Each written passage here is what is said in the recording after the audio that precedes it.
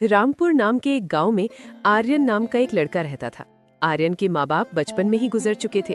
अपने पिताजी से मिली हुई थोड़ी सी जमीन पर आर्यन खेती करता और अपना गुजारा कर लेता था। आर्यन का ना कोई रिश्तेदार था और ना ही कोई उसके आगे पीछे था। वो अकेला ही रहता था। एक दिन ऐसे ही आर्यन खेत से आता है और अपने लिए खाना पकाने लगता है। बाहर बैठी पड़ोस की चाची आर्यन को रोज देखती। एक दिन चाची अपनी बहन से कहती है, कितना अच्छा लड़का है ये आर्यन, सबसे कितने प्यार से रहता है, कितने प्यार से बात करता है। आज तक कभी किसी से कोई झगड़ा नहीं किया, लेकिन बेचारा अनाथ है। हाँ, सही बोल रही हो। मैं इसे रोज देखती हूँ। रोज बेचारा खेत में जाता है, बहुत मेहनत मजदूरी करता है और घर वापस आकर बेचारा थका हारा अपने लिए खुद ही खाना बनाता है। मुझे इस लड़के का स्वभाव बहुत अच्छा लगता है। मैं सोच रही थी कि हमारी माया के लिए ये लड़का ठीक रहेगा। क्यों ना तुम इससे बात करके शादी के लिए मना लो। कमला, तूने तो मेरे मुंह की बात छीन ली। मैं भी तुझे यही कहने वाली थी। ऐसा लड़का तो ढूंढने से नहीं मिलेगा और आर्यन हमारी माया को बहुत खुश रखेगा। माया के लिए तो अच्छा ही है। इस लड़के के माँ बाप भी नहीं है, ना ही कोई रिश्तेदार है, तो माया को ज्यादा काम करने की जरूरत भी नहीं पड़ेगी। लेकिन दीदी, आप तो मेरी हालत जानती हो। मेरे पास तो फूटी कौड़ी भी नहीं है। अपनी बेटी की शादी के लिए मैं तो कुछ भी नहीं कर पाऊंगी। उसकी तुम चिंता मत करो कमला, मैं आर्यन से बात करती हूँ। मुझे लगता है शादी का सारा खर्च वही उठा लेगा। फिर तो ठीक है दीदी, फिर मुझे कोई दिक्कत नहीं है। ये तो और भी अच्छा है। आप उससे बात कर लीजिए। फिर वो चाची आर्यन के घर जाकर उससे बात करती हैं। अरे चाची, आप आइए ना, कुछ चाहिए था क्या? नहीं बेटा, ऐसे ही तुझसे थोड़ी सी बात करनी थी। हाँ बोलिए ना चाची, क्या बात है? बेटा, मैं रोज तुझे देखती हूँ। तो खेत में जाता है, दिन भर काम करता है, थक हार कर घर आता है और फिर खुद ही सारा काम करता है, खाना बनाता है। बेटा, तू शादी क्यों नहीं कर लेता? अगर शादी कर लेगा तो तेरे आधे काम कम हो जाएंगे। फिर तुझे घर के कामों में ध्यान देने की कोई जरूरत नहीं पड़ेगी। ये आप क्या कह रही हैं चाची? मेरी शादी? मैंने तो इस बारे में कभी सोचा भी नहीं। पर मेरी शादी कौन करवाएगा? मैं ठहरा अनाथ, मेरा ना कोई आगे है ना पीछे, तो कौन करवाएगा मेरी शादी? और कौन करेगा मुझसे शादी? अरे बेटा, ऐसा क्यों सोचते हो? मैं हूं ना, मैं करवाऊंगी तुम्हारी शादी। मेरी नज़र में तुम्हारे लिए एक बहुत अच्छी लड़की है, मेरी बहन की ही लड़की है। अगर तुम हाँ कहो तो मैं अपनी बहन से तुम्हारी शादी की बात करती हूँ। ये बात सुनकर आर्यन खुश हो जाता है और चाची से बोलता है, चाची, जैसा आपको सही लगे आप कीजिए, मुझे कोई दिक्कत नहीं है। वैसे भी मेरा है ही कौन? आपने मेरे बारे में इतना सोचा, वही मेरे लिए काफी है। चाची, जैसा आपको ठीक लगे आप कीजिए, मुझे कोई आपत्ति नहीं है। लेकिन बेटा, मेरी बहन मेरी ही तरह बहुत गरीब है। जिस लड़की के बारे में बात कर रही हूँ उसका नाम माया है और उसके पिता भी नहीं है। मैं कह रही थी, क्या शादी में जो भी खर्च आएगा क्या तुम उसे संभाल सकोगे? क्योंकि मेरी बहन तो कुछ करने से रही, उसके पास कुछ भी नहीं है। जी चाची, आप फिक्र मत कीजिए, मुझे मंजूर है। मेरे पास इतने दिनों से जमा किए हुए थोड़े बहुत पैसे हैं, मुझे लगता है उसमें सब कुछ हो जाएगा। मैं संभाल लूंगा, आप चिंता मत कीजिए। फिर चाची और उसकी बहन बहुत खुश हो जाती हैं। फिर माया और आर्यन की शादी करवाई जाती है।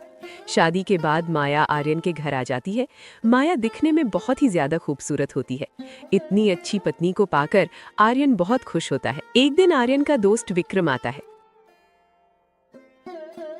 अरे आर्यन, सुना है तुमने शादी कर ली? माफ करना दोस्त, मैं तेरी शादी में नहीं आ पाया। वो क्या है ना, मैं किसी काम से शहर गया था, आज ही लौटा हूँ। और कहाँ है हमारी भाभी? भाभी को तो बुला दो, मैंने अभी तक भाभी को देखा ही नहीं है। फिर आर्यन माया को बाहर बुलाता है। माया को देख विक्रम उसे देखता ही रह जाता है। उसे माया बहुत पसंद आती है। विक्रम माया को मुंह दिखाई में सोने के झुमके देता है। सोने के झुमके देख माया बहुत खुश हो जाती है। अरे विक्रम, इतना महंगा तोहफा लाने की क्या जरूरत थी? अरे ऐसे कैसे? इतनी अच्छी भाभी हैं, बाजार की सस्ती चीज मैं उनके लिए कैसे लेकर आता? एक ही तो भाभी है हमारी। और हाँ, भाभी को भी वो झुमके बहुत पसंद आए होंगे। क्यों भाभी, मैं सही कह रहा हूँ ना? जी भैया, ये झुमके तो बहुत अच्छे हैं, मुझे बहुत पसंद आए। आपका बहुत बहुत शुक्रिया। फिर कुछ दिन ऐसे ही बीत जाते हैं। एक दिन आर्यन खेत पर गया होता है, तभी मौका देखकर विक्रम वहां आता है और माया से कहता है, ये देखो माया, मैं तुम्हारे लिए चांदी की पायल लेकर आया हूँ। अरे वाह, ये तो सच में बहुत अच्छी है देवर जी। आपका बहुत बहुत धन्यवाद। एक बात बताओ, तुम मेरे लिए इतनी महंगी महंगी चीजें क्यों लाते हो? वो क्या है ना, मैं शहर जाता रहता हूँ, वहाँ मुझे कोई भी चीज दिखती है तो आपकी याद आ जाती है, फिर मैं आपके लिए ले लेता हूँ। सस्ती चीजों का शौक मुझे शुरू से ही नहीं है। क्या हुआ भाभी, आपको पसंद नहीं है क्या? नहीं, ऐसी कोई बात नहीं है। मुझे तो ऐसी चीज़ें बहुत पसंद है। मेरी बहुत इच्छा होती है कि मैं अच्छे अच्छे गहने पहनूं, अच्छी अच्छी साड़ियाँ पहनूं, लेकिन ये आर्यन मुझे कुछ लाकर ही नहीं देते। जब भी लाते हैं कोई सस्ती सी चीज़ लेकर आते हैं जो मुझे बिल्कुल भी पसंद नहीं आती। आर्यन तुम्हें दे ही क्या सकता है? वो ठहरा बेचारा गरीब अनाथ, वो तुम्हें हमेशा ऐसी ही चीजें दे सकता है। महंगी चीजें लाना उसके बस की बात नहीं। मुझे तो लगता है तुमने उससे शादी करके गलती कर दी है। तुम्हारी शादी तो किसी बड़े घर में किसी अच्छे लड़के के साथ होनी चाहिए थी, जो तुम्हें सब कुछ दे सके, तुम्हारी सारी इच्छाएं पूरी कर सके। तुम भी किसके चक्कर में पड़ गई? विक्रम माया को अपनी बातों के जाल में फंसा लेता है और माया भी उसकी बातों में आ जाती है। फिर विक्रम रोज मौका देखकर आर्यन के घर आता है और माया के लिए नई नई चीजें लाता है। माया और विक्रम आर्यन को धोखा देकर चोरी चुपके मिलने लगते हैं। एक दिन विक्रम माया से कहता है, हम कब तक ऐसे चोरी छुपे मिलते रहेंगे? तुम एक काम करो, तुम आर्यन को कुछ बहाना करके यहाँ से कहीं और भेज दो, फिर हमें चिंता करने की कोई जरूरत ही नहीं होगी। ठीक है, मैं ऐसा ही करती हूँ।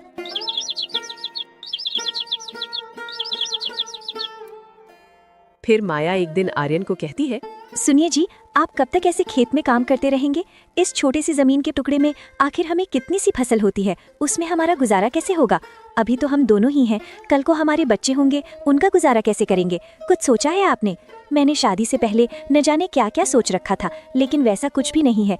कितने दिनों से एक ही साड़ी पहन रही हूँ, आप मुझे एक नई साड़ी तक नहीं दिला सकते? क्या आपको नहीं लगता कि आपको खेती छोड़ देनी चाहिए और कोई व्यापार करना चाहिए? तुम ठीक कहती हो माया, लेकिन मैं करूं तो क्या करूं? आप कुछ दिनों के लिए गांव से बाहर चले जाइए और शहर में जाकर कोई व्यापार कीजिए। जब अच्छी खासी रकम आ जाएगी तब वापस चले आना, फिर हम उससे कोई और नया व्यापार करेंगे। यहाँ गांव में रहकर कुछ नहीं होने वाला। माया, वैसे तो मैं जाना नहीं चाहता, लेकिन तुम कहती हो तो मैं चला जाता हूँ। आर्यन अपने दोस्त विक्रम से मिलकर उसे कहता है, विक्रम, मैं व्यापार करने के लिए शहर जा रहा हूँ।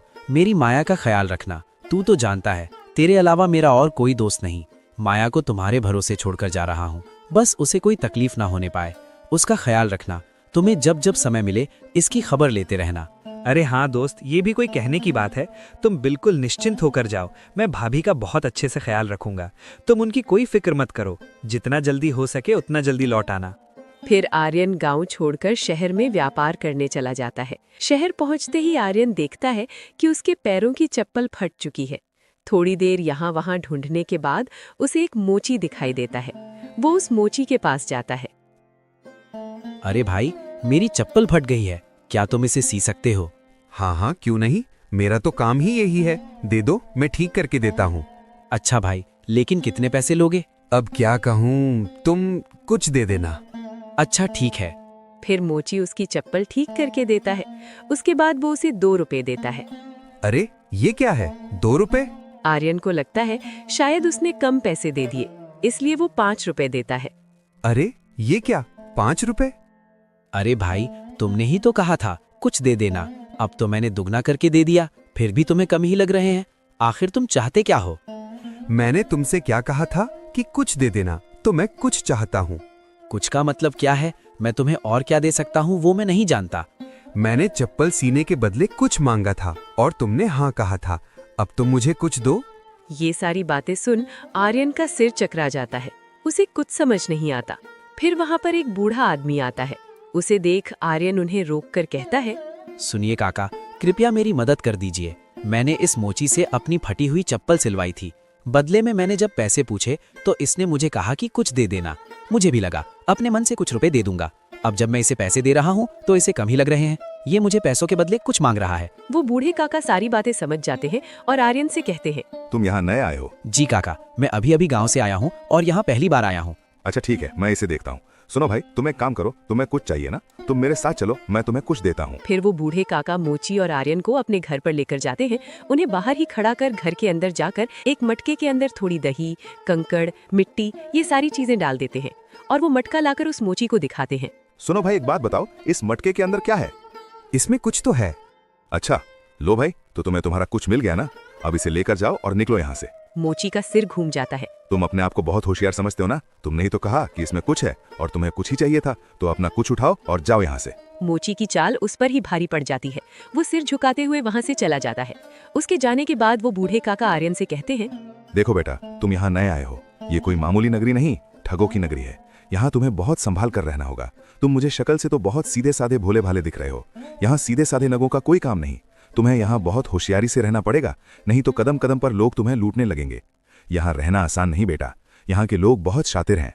काका, मैं मजबूरी में यहाँ आया हूँ। दरअसल मैं व्यापार करना चाहता हूँ। गांव में जमीन का छोटा सा टुकड़ा है जिसमें मुझे कुछ भी फसल नहीं हो पाती, इसलिए मैंने सोचा कि शहर जाकर कोई व्यापार कर लूँ। थोड़े बहुत पैसे आ गए तो मैं गांव वापस चला जाऊंगा।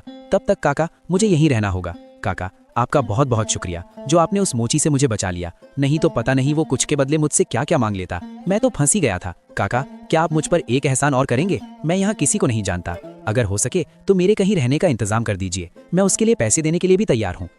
बेटा, मैंने कहा ना, यहाँ रहना कोई आसान काम नहीं है। खैर छोड़ो, तुम यहाँ व्यापार करने आए हो, मैं तुम्हारी मदद करता हूँ। तुम्हें कहीं और जाने की जरूरत नहीं, तुम मेरे साथ रह सकते हो। दरअसल मैं और मेरी बेटी यहाँ रहते हैं। मेरी बेटी अपने मामा के घर गई हुई है, तब तक वैसे भी मैं अकेला ही हूँ। तुम मेरे साथ रह सकते हो, और हाँ, बदले में तुम्हें कुछ देने की जरूरत नहीं है।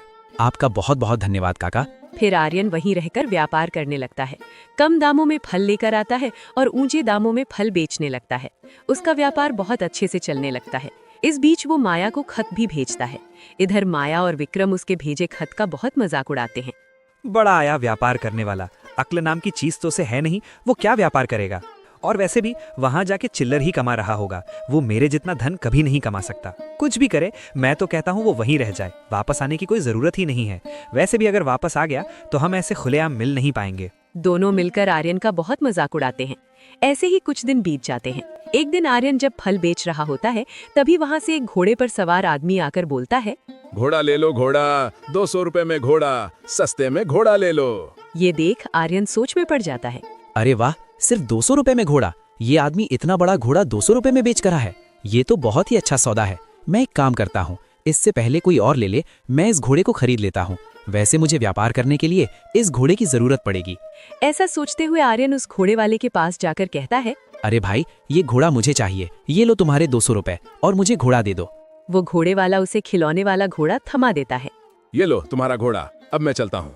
अरे ये कैसा मजाक है? तो मुझे ये कौन सा घोड़ा थमा रहा है? ये तो बच्चों का खिलौना है। हाँ, तो मैं इसी घोड़े की बात कर रहा था। अरे ऐसे कैसे? मैं इस घोड़े की नहीं, तुम जिस घोड़े पर बैठे थे उस घोड़े की बात कर रहा था। मैंने उसके लिए तुम्हें 200 रुपए दिए थे। अब निकालो मेरे 200 रुपए। ये खिलौने वाला घोड़ा लेकर मैं क्या करूंगा? तुमने क्या मुझे पागल समझ रखा है? ये तू क्या कह रहा है? यहाँ ऐसे नहीं होता। एक बार सौदा हो गया तो हो गया। यहाँ नया आया है क्या? तुझे कुछ पता भी है या नहीं? यहाँ एक बार सौदा हो गया तो फिर मुकर नहीं सकते। मैंने तुम्हें घोड़ा बोला था और मैंने घोड़ा तुम्हें दे दिया है। मैंने ये नहीं बोला था कि मैं ये घोड़ा दूंगा। मैं यही खिलौने वाला घोड़ा बेच रहा था। अब निकलो यहाँ से, तुम्हारे पैसे वापस नहीं मिलेंगे। अरे ऐसे कैसे? मैं तो पैसे वापस लेकर रहूंगा। मेरी बहुत मेहनत की कमाई है, मैं तुम्हें ऐसे लुटने नहीं दूंगा। चल निकल यहाँ से। अगर ज्यादा मुंह चलाया तो अपने आदमी से कहकर यहीं तुझे पिटवा दूंगा। चल निकल यहाँ से, मेरा रास्ता छोड़। आर्यन बहुत परेशान हो जाता है और काका के पास जाकर ये सारी बातें बताता है। आर्यन, मैंने तुम्हें पहले ही कहा था कि यहाँ बहुत होशियारी से रहना होगा। अब तुम ये क्या मुसीबत लेकर आए हो? खैर छोड़ो, कोई बात नहीं, मैं अभी उसे सबक सिखाता हूँ। फिर वो बूढ़े काका एक जगह जाकर बैठ जाते हैं। वहाँ से वही घुड़सवार जा ही रहा होता है, तभी उसे देख बूढ़े काका चिल्लाते हैं, सोने की चद्दर ले लो, सोने की चद्दर, विदेश की चद्दर, आओ आओ भाई, बहुत सस्ते में सोने की चद्दर। ये बात सुन वो घुड़सवार सोचता है, अरे वाह, सोने की चादर, वो भी विदेशी। पता नहीं यहाँ ये कौन बेवकूफ सोने की चादर बेच रहा है, वो भी इतने सस्ते में। मुझे लगता है कोई पगलेट ही होगा।